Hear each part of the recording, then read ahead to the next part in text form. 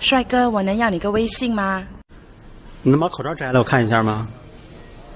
是心动啊，糟糕，眼神躲不掉。开上吧，我没有微信。啊！老板，这个多少钱？这个18.7万，这也来不了，太贵了。喜欢可以讲个价，我听我要的听你讲了对吧？买卖嘛。那我要的话，怕你打我呀。没事，小伙子放心大胆的讲价。20，卖，你敢讲我就敢卖，拿走。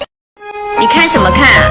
再看我就不让你走了，我就把你拉去民政局，跟我领证。